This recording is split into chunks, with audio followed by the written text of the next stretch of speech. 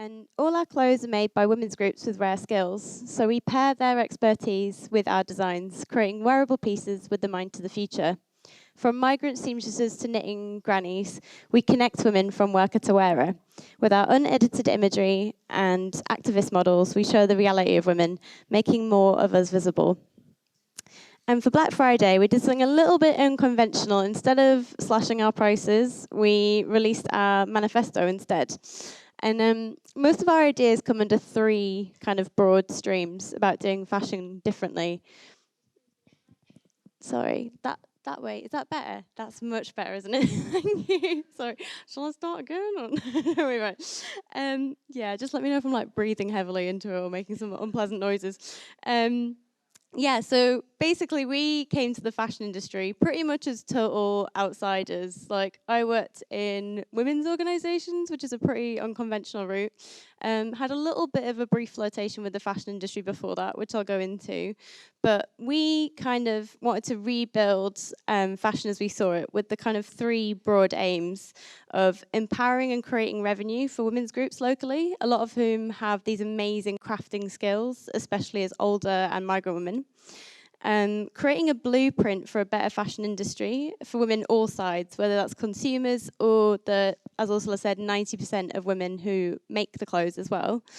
And also making sustainability the new normal. So we don't use the word ethical really anywhere on our website because it's like we're a social enterprise, but we'd just get called a business. Like, it should just be the new normal really, doing things well. So yeah, we kind of make up our own rules.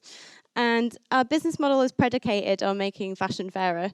So from the 90% of garment workers who are young women to the fact that 90% of UK women are dissatisfied with their bodies in some way, everything we do is from a feminist perspective and often from the grassroots, from the ground up.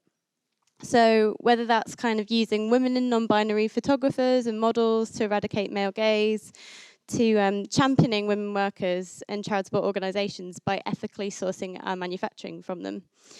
We also use sustainable and recycled fabrics, and we've got a partnership with Trade, which is amazing. So we use a lot of factory offcuts. In fact, our new spring collection is 80% reclaimed, I think. And to counteract fashion being the second most polluting industry after oil, we use, mostly reclaimed or organic cotton or bamboo as well.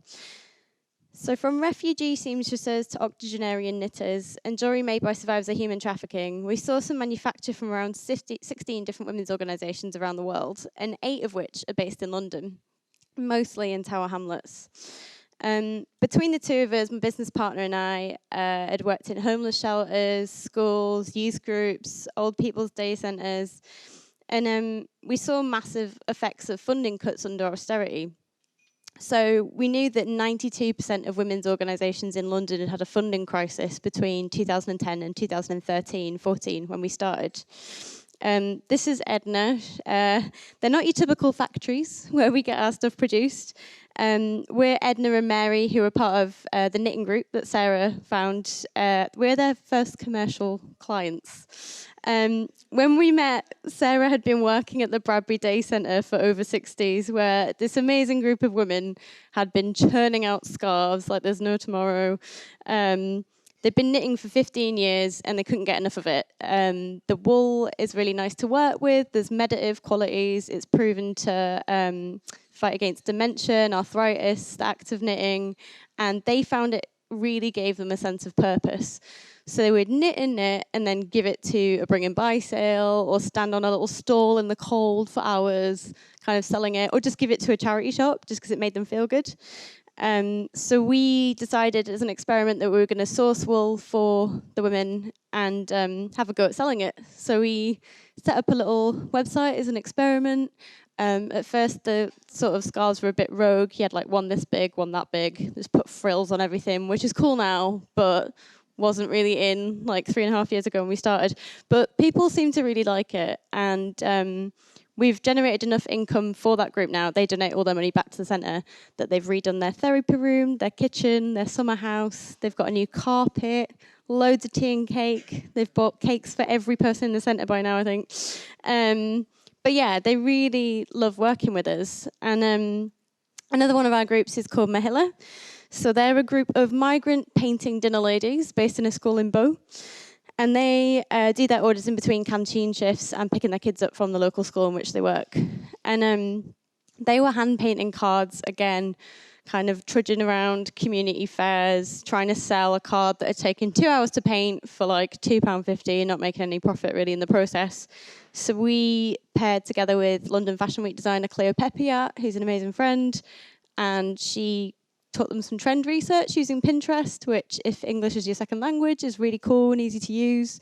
And we came up with our amazing boob emoji t-shirts, which you'll see a picture of later, which they found hilarious.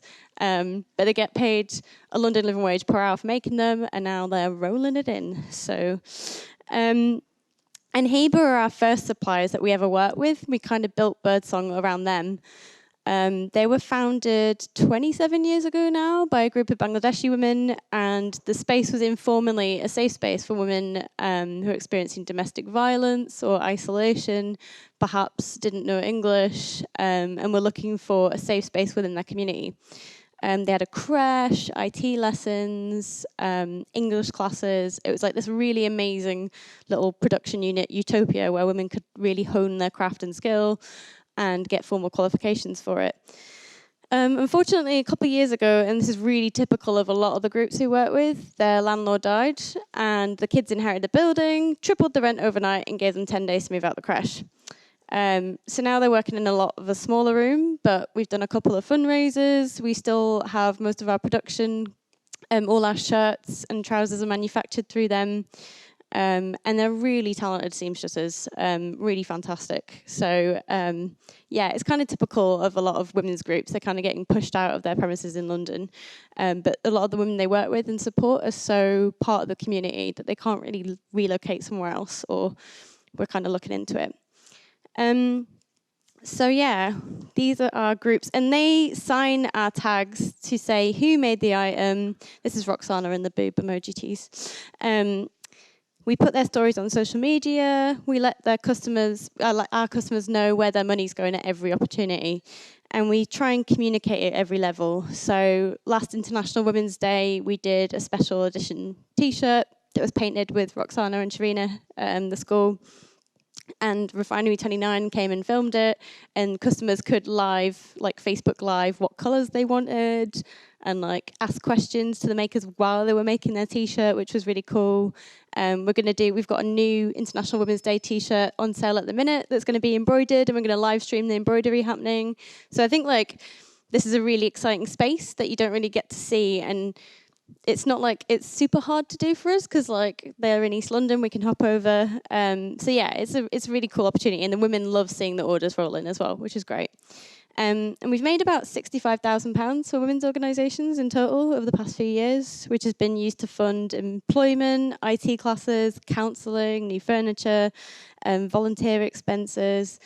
And 100% of the makers we work with say they're proud of the work that they do with us. And 83% say their quality of life is directly improved by working with Birdsong.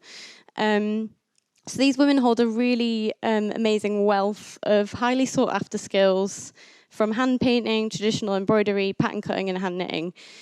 And they manufacture our collections to really high standards as well, which is amazing. So yeah, but the clothes are also beautiful, just to reiterate, so please do look online. And we built Birdsong kind of based on the insights of a struggling women's charity industry, but also some of my own interactions with fashion. So my first interaction with fashion was being scouted as a model when I was 15 for sort of agency in London, and being from a small seaside town up north, it was like the most glam thing in the world. And I was just like, please like me. And they looked at me, and I was kind of really weird looking and skinny and lanky. And they looked at my huge feet and were like, she's going to grow really tall and then we can make some money out of her. But the joke was on them because I never grew any taller. Just got big feet. So I was told at 15 years old, this tiny, tiny childlike body was perfect, and I just needed to keep that way until I was 25. Then my career would be over because I'd be too old. And yeah, it was kind of messed up, like kind of seeing models get told to hit the gym, or like, should you really have that extra sandwich, or kind of being measured constantly. really like affected a lot of the women around me that I saw, and I saw a lot of girls who'd been scouted at the same time getting eating disorders. And as oppressive as it was for me as an individual to be held to those standards, at least, you know, I'm a slim, able-bodied, white, cis woman. I get to see women who look vaguely like me represented in the media every day. Most women in London see 3,500 adverts a day, and 85% of them will look nothing like the population of London. I think it's probably got a lot better, like the fashion industry's definitely taken diversity on board. And yeah, 80% of models in advertising are white, which has improved kind of 5% on last year, and it's probably improved again this year. But also the average dress size for an agency model is a UK 6, despite the average UK woman being a size 14. So doing things like sampling and fitting in a size 12 or 14 is really important for us as well. 1 minute, okay. Yeah, sorry, I'm really going on. So basically, yeah, when we started, I used to work at American Apparel as well, which you might remember this kind of thing went on. So, yeah, I was like, why do we have to have ethical in one way, but put up with this also? Yeah, so kind of started around with feminist ideals and ethical ideals from like all perspectives. And yeah, we don't use like femvertising is like a massive thing now. Like all brands are kind of using feminism, but 4 years ago when we started, people still didn't know how feminism and fashion were. It's all related. Now people are kind of getting it. And yeah, we try and use models who are activists who represent the brand more than kind of agency models who might not necessarily want to be there or not necessarily get what we're about. And people who feel underrepresented as well. So this is my friend Charlie. She's an amazing activist. She's gone on to like publish a book, win the Observer New Radicals list, be on the Rainbow list. Like she's a Stonewall ambassador. And she was really uneasy about having a photo taken until we did a shoot. And this is the kind of person that we love working with. So whether it's like a friend who had an eating disorder, who says our pictures make her feel beautiful again, or Edna, who knits our knitwear, getting in front of the camera. Yeah, we really want to like highlight people who don't feel included in the industry as well.